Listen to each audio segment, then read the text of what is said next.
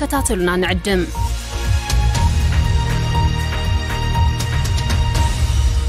كون سجنتا BBC أفان أوروموت نولين ترا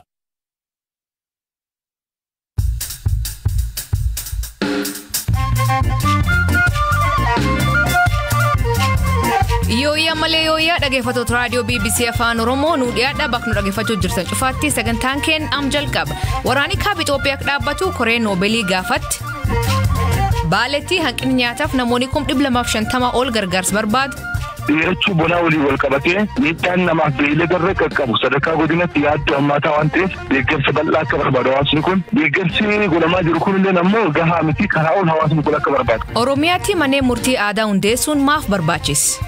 Safuu uummata Oromoo asiin dura itti fayyadamaa ture sanatti deebisuu fi uummanni keenya qe'eesaatitti baasii malee manuma isaatitti ollaa isaatitti jaarsa isaatiin aadaa isaatiin akka jaarsummaadhaan dhimma isaa fixatu. Kanaaf oduu dabalatan waliin tura an asli galgaloo.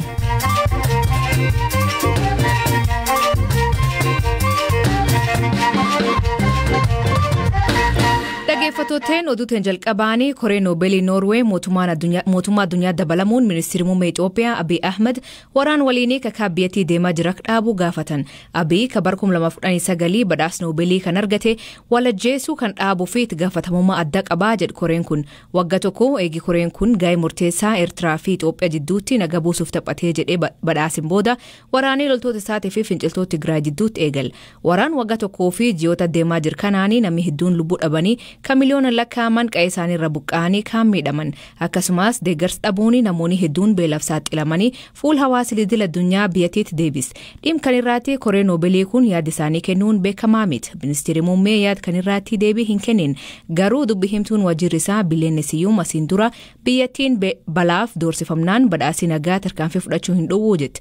Gaaffii Koree kanaa furmaanii karaa nagaan akka argamu dhiibba taasisaa jedhamee eegama.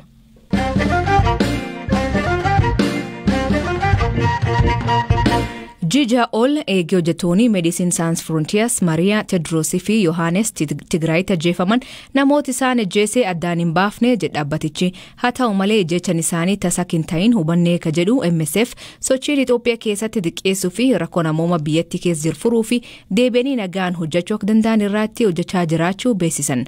Qorannoo taasisanii fi waan hubatan pireezidantiin dhaabbatichaa Paula Gill akkanaan ibsite. 6 months after the murder of our colleagues, Johannes Halefom, Tedros Ajjecha wailan Kenya, Johannes Halefom, Tedros Gabramariamii fi Maria Hernandez ji'a ja'an boodas har'allee waa'ee haala ajjechaa isaanii fi qaamni itti gaafatamummaa fudhatu eenyu akka ta'e ifa miti. Wanti haga ammaa beeknu waxabajjii 24/2021 hojjettoonni keenya sadan kun Tigraay keessa Abiy Ahmeditti lola cimaa humnoota mootummaa Itoophiyaa fi TPLF gidduutti taasifamaa tureen namoota miidhaman barbaacha imala turan. Gareen MSF Abiy Ahmed buufatan namoonni miidhaman hedduun bakka shaawwati higgum jiraachuu odeeffannoo argatani. Erga sa'aatii tokko imalanii booda konkolaataan isaanii dhaabbate. Boodarras reeffi isaanii konkolaataa irraa meetira 100 hanga 400tti fagaatee argame. Madaan isaaniis akka agarsiisutti rasaasaan dheenyarraa itti dhukaafamee ajjeefamani.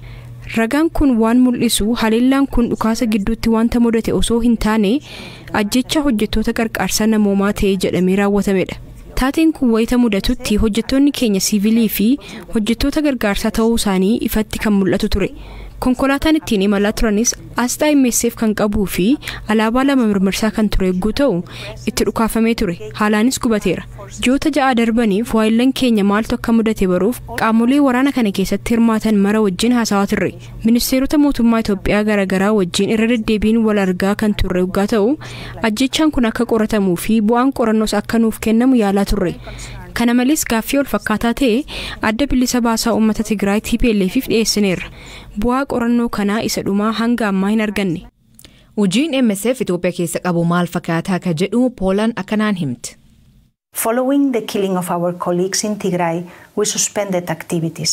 Ajjecha waayillan keenya hordofee waxabajjii keessa MSF gariin hojiilee Tigraay keessaa qabu dhaabuuf murteesse. Adoolessa keessa immoo mootummaan Itoophiyaa hojii MSF naannolee Amaaraa, Gaambeellaa, Kibba Tigraay fi Sumaalee keessaa ji'oota 3 uggure. Uggurri kun onkololeessa keessa ka'us sagantaalee keenya fayyaa rakkoolee nageenyaa fi danqaawwan bulchiinsarraa kan ka'e jalqabsiisuu hin dandeenye. Yeroo ammaa naannolee garaagaraa biyyattiitti keessatti hawaasni gargaarsi namoomaa isaan barbaachisu jiraatanis MSF rakkoolee kana furuuf deebii barbaachisu kennuu hin dandeenye.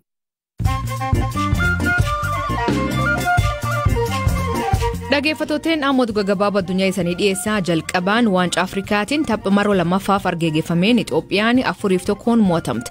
Kameruun tapha lammaffaa mo'achuun qabxii argattee Itoophiyaan duwwaa qabaachuun carraa duraatti darbuun diqqeesse. Itoophiyaan tapha jalqabaatiin Keepvaardiin mo'atamte. Ministeerri muummee UK Boris Johnson qajeelfama COVID-19 cabsuu isaatiif aangoo raakbuu gaafatama. Johnson gocha bara 2020 keessa ta'e kanaa fi dhiifama gaafatullee miseensota mana maree paartii dabalatee kaanis dhaga'uu argachuu hin dandeenye. Haa ta'u malee Johnson gamisaatiin sabab kanaatiin baay'ee yoo aananillee ittiin murtaa'uu jedha. Suudaanitti hiriirri bulchiinsa waraana mormuu itti fufee jira. Arraa humnoonni nageenyaa mormitoota kumatamaan lakkaa'aman gaazii mimmaaniitti darbachuun gargar haadha. Eegee onkololeessaa hiriirri mormii keessatti namoonni 60 ol ajjeefamuun gabaafame. Mootummaa Naayijeeriyaa ugurjii 7 fi Tiwiitar kaa'ee harkaas. Ugurri kun eegii Tiwiitaan erga pireezidantii biyyattii Muhammadu Buhaarii haqa kaa'ame. Mootummaan ugur kan kakaaseef haal dureewwan dhiyeessee Tiwiitaan fudhachuun booda. Ameerikaan waraan kaaba Itoophiyaatti dhaabuu fi dippiloomaasiin furmaata akka ta'e dubbata. Dubbi himaan wajjirri mala Ameerikaa Ned Price waraanichi yeroo gabaabaa keessatti akka dhaabbatu gochuu fi US xiyyeeffannoo olaanaan dippiloomaasii cimaa hordofaa akka jirtu hima. Marii Joo Baayidenii fi Abii torba dabre bilbilaan taasisan qaama dippiloomaasii ta'uu ibsa.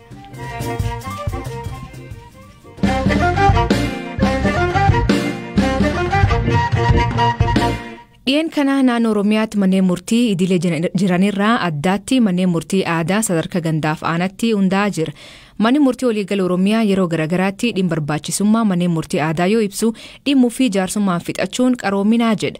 Manneen aadaa kan hundeessuun maaliif barbaachisee caaseffamaa fi akkaataan hojimaata isaa akkamii jedhee Elias Mulugeetaa magaalaa Shaashamanneetti pireezidantii mana murtii magaalaa akka ta'e obbo Hirphoo Irreessoo gaafate. Tokko duudhaa safuu uummata Oromoo asiin dura itti fayyadamaa ture sana kan karaatti jalaa buufatee hafa sana itti deebisuu fi inni biraa immoo uummanni keenya qe'ee isaatitti baasii malee manuma isaatitti ollaa isaatitti jaarsa isaatiin aadaa isaatiin akka jaarsummaadhaan dhimma isaa fixatu. Inni biroo immoo mana murtiitittuu namni keenya garasitti kuufamee mana murtii idilee irratti achitti gara malee kabaay'ate kanallee baay'ina namaallee galmee nutti deemu kanallee kan xiqqeessu. Inni dhumaa immoo ragaa sobaa balleessa jaarsi dhugaadhaan kakachiisee aadaadhaan kakachiisee taa'ee akkaataa naannoo isaatitti sirna isaatiin kan dhimma isaa fixu waan ta'eef araaraan illee yoo fixatu somni hin jiru keessa dhugaa kennee kakachiisee fixisiisa waan ta'eef dhimmi sobaa hin baddi. Caaseffamni isaa akkamidha? Eenyu faatu dhaddacha irra taa'a? Namoota akkamiiti? Meeqa kan jedhume? Caaseffamni isaa tokko akkuma wannuma filamu isaa yoo filanuu jaarsotii aadaaf safuu beekan akka uumee sirna abbaa gadaatitti jaarsotii aadaa Oromoo safuu Oromoo afaan Oromoo beekanii nama yakkaan himatamee asiin dura dabamee hin jirre nama jaarsummaadhaan nama raarsuudhaan beekamtii qabu nama jaalatamaa amanamaaf qabeenya qabu jedha. Baay'inni isaanii ammoo nama 5 kan gadi hin taane amma achi hojjechuun amma 7 akka aadaa kennatti amma hojjenne ni uummanni bahee filate 7 filamee 7 saniin fillee geessine ergasii booda mana murtii dabarfataa jedhu jira. Isaan waliin baanii bakka tokkotti yaa'ee yaafne deebanii of keessaa nama 7 filatu. Bakka abbaan gadaa jirutti bakka haati siinqee jirtutti qaalluun bakka jirutti waan uumee aadaa keessatti jirtu waan kaleessa gadaan qabdu guutee dhiyaatee ergasii achitti filamee abbaan gadaa kakachiisee hojiitti galu jechuudha. Mana murtii idilee kan mootummaa amma duran hundaa'ee kan jiru wajjin akkamiin hojjeta dhimmoota irratti hoo maali garaagarummaan isaanii? Garaagarummaan isaa dhimma maatii fakkeenyumaaf amma dhimma siifilii hundumaa ilaaluu danda'a. Keessaayyuu dhimma maatii irratti maatiin akka biyya keenyaatti yeroo mana murtiitti deemanii waldiigaa oolantu jira. Sababa maatii waldiiguun ammoo ijoolleen isaanii kan irratti hafti. Isa kana hambisuufillee amma dhimma maatii keessatti kan irratti geeffatu kun ammoo dhimma siifilii hunduma ilaala. Yakka ammoo dhimmoota sasalphoo dhimmoota mootummaadhaan himannaan hin dhiyaanne dhimma sasalphaa hunda isaatu ilaalanii araarsu jechuudha. Namni tokko abbaan dhimmaa jechuudha mana murtii gaafa deemu iyyata faa barreessisee adeemuu qaba. Gama kanaanoo gama mana murtii aadaa kanatti dhufuuf adeemsi namni tokko hordofuu qabu maali? Garam dhagaa akkam ka jedhume? Qajeelumatti gaafa waa wayii jalaa badanii waa komatti yookaan waan wayii himatu qabaati. Jaarsoliin kun guyyaa taa'antu jira beeksisamee bakka taa'antu jira gaaddisatu jira. Gaaddisa kanatti dhiyaatee iyyata isaa galmeessifata. afaanis barreeffamaan akka barbaade haqee afaaniin kana ebalu kana godhee jira kana irratti raawwatee jira kana jalaa balleessee jira kunnaaf haalaan lamu jedhee dhaqee dhiyyata ergasiin booda namicha waamanii fedhasaa gaafatu isa kanatti taa'ee himatee wal qoranii bitaa mirga gaafatanii kan waa akka tullee taate akkaataa aadaatitti garatti deemamutti.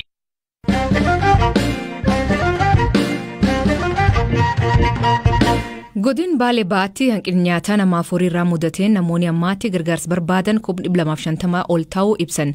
Hoogganaan Waajjira Kominikeeshinii Godinichaa Obbo Jeelan Adam sababoon dheeratee horsiisee bultoonni Godinichaa lubbamuu BBC'tti hime. Sabab jijjiirama qilleensaa fi roobii xiqqaatee gaanfa Afrikaatti hongeen godinoota kibba Oromiyaa, Booranaa, Gujiif akkasumas kaab Keenyaa fi Soomaaliyaatti miidhaa hamtuu fida. Ogeeyyiin haala qilleensaa bonni bifa haaraan dhiyootu jalqabu himan. Gogiinsa kanaa fi kanaan dur mudatee garaagarummaa maanii Habtaamuu Xibaabu Obbo Jeelaan gaafate. Waggoota 10 dura hongeen kun mudachuudha seenaa hawaasa horsiisaa aanalee godinichaa keessa jiranii dabalataan ka duraan caalaa ammoo kan ammaa kun akka malee humna qaba. Akka humna qabaatu kan godhe keessaa roobni fulbaana irratti roobuu qabu sun bal'inaan roobuu dhabuurraa kan madde hawaasni kun balaa hongee kanaaf akka saaxilamu isaan taasise. Dabalataan ammoo bonni fuula keenya durallee dheerachaa jira. Hamma ammatti xiqqoo dandammiin jiruyyuu kan baraaruu danda'a yoo ta'us kan fuula duraa kun ammoo akka isaan hin barre ammoo humna isaaniitti wal hawaasallee ta'uudha kan qabataman aanaa daawwii sarara keessatti illee argamne qaachan raayituu keessatti illee qabataman ilaalaa kan turre kanuma deeggarsi godhamaa jiru kunillee ammoo gahaa miti karaa ol hawaasni kun akka barbaadu keessattuu bishaan dhugaatii amma aanaa daawwii sarara fudhan bishaan boolla gadi fagoo tokkollee hin qaban bishaan kana ammoo dhiyeessii isaanii karaa guutuu ta'e akka dhiyaatuudhaaf boottiin afurammaan mootummaan galchee jira godinni keessatti boottiiwwan naannoo 15 kan tajaajila kennaa jirani kun ammoo gahaa waan hin taaneef dhaabbileen miti mootummas dhuunfas hammi hongee ka duraanii ol beeylada irratti kan ciine ta'u beeyladoonni muraasni isaanillee gara duratti kan deemaa jiranii kun ammoo bakka jiran godaananii aanalee godina Baalee Koolaanitti galanii jiranii asiin daangaa Arsii kanas jiranii gara Harargee kanatti illee bakka Qilee Waabee kanneen keessatti bakka jiidhinsi garaagaraa jirutti hawaasni kun baraaruudhaaf wanti taasisaa jirullee jira kan bakka tafan ammoo manni barnootaa kan cufamneef kallattiidhaan dhiyeessiin boottii nyaanni barataa akka dhiyaatuu danda'amu kan wanni gara mootummaatti godhames jira hawaasatti garuu kan duraan caalaa hammi isaa waan dabaleef dheerachuu bonaa walii wal qabatee miidhaan namaaf beeyladarra qaqqabu sadarkaa godinatti yaaddoo hammaataa waan ta'eef deeggarsa bal'aa akka barbaadu hawaasni kun fi ulfaatinni inni qabu hongeen kun ka duraan caalaa bal'aa cimaadha duraan hanga onkoloolessa sakaasatti roobni roobu gonkumayyuu fulbaana keessa iddoo muraasa qofa waan roobeef hongeen kun saaxilamummaan isallee dabalaa kanaaf jira jechuudha. Namni sababa hongee kanaan beelaaf saaxilamee lakkoofsi isaa hagam ta'a akkasumas immoo namni lubbuun darbe jira. Tole akka godinichatti akka hawaasni lubbuudhaan dabarreef xiyyeeffannoon hojjetamaa jira keessattuyyuu maatii harka qalleeyyii biratti deeggarsa ammaa godhama lubbuun namaa kan bahe hin jiru jechuudha hanga sa'aatii kanatti beeylada wajjin wal qabatee jira jechuudha beeyladoonni du'an hin jira ragaa anaanallee adda baasnee kan jiru ta'uudha kanaan ala ammoo ruuhiin namaa ka hin jiru saaxilamummaa isaa kan ammoo xiqqeessanii namni ammoo deeggarsa barbaadu aanalee amma isiniin kana keessatti namni bal'inaan deeggarsa kan barbaadu ta'uudha jechuudha namni ammatti deeggarsa barbaadu nama 200,000 fi 51,000 fi 662. Mee garuu dhiyeessiin deeggarsaa gama mootummaatiin taasifamee fedhii jiru hagam hanqata yookaan immoo fedhiin jiru hagami yeroo ammaa kanatti. Amma namoota kana amma 200,000 fi 50,000 kun guyyaa guyyaan kiloogiraamaadha wanni isaan deeggaraman jiran jechuudha maatii isaanii kiloogiraama 15,000 wanni deeggaramaa jiran jiranii maatiidhaaf ammoo nyaati isaanii zayita waan garaagaraa bishaan dhugaatii mootummaan hin dhiyeessaa jechuudha. Saaxilamummaan kun ammoo maatiin bakkarraa bakkatti waan socho'aa deemuuf nyaata isaanii akka qabatanii osoo bulaan amala isaatiin goggodaana qabatanii deemuu keessattis jala bu'iinsaan qindoomina gama gubbaa kaasee gaditti koreen hoggansu sadaa balaa jira kan naannoo kan godina kanaana xiyyeeffannoo keessa galchee hordofee namni sun akka miidhamneef taasifamaa jira jechuudha. Qaamoleen ammoo nan deeggaraa hawaasa kana dhiyeessii nyaata margaa nyaata beeyladaa fi akkasumas nyaata namaatiin nan deeggaraa isa jedhu ammoo balbalti godinichaa banaadha deeggaruu danda'anii jechuudha carraa kana wanti ibsu barbaadu. Tole Obbo Jeelaan baay'ee galatoomaa jabaadha. Oduu dabalataan pireezidantiin Masrii Abdul Fattah al-Siisiin fonqolcha mootummaa Suudaan deeggaruu mormate. Eegira koon Suudaanitti uumamtee Masriin hoogganaa waraanaa Abdul Fattah al-Burhaan deeggartee jedhanii qeeqan. Haa ta'u malee al-Siisiin dhimkan irratti ibsa baasuu dhabuun keenya gam kamiyyuu deeggarraa miti jedha. Dhaggeeffattootteen sagantaan irraa aganuma nu waliin turuu keessaniif ulfaadha isaniin jenna. Mammaansi galgala kanaa guyyaa hamaa ijoolleet qa'ee nam dheeta. Hiikan isa maanii kooment keessan nu beeksisa sagantaa kan qopheesse Elias Mulugeetaa gam teknikaatiin Oskar Bunga keessaniif dhiyeessaan asli galgalooti agborisaatti akkana nagaa waaqa kee bulaa oraa bulaa deebana hangafamaan dhan bulaa.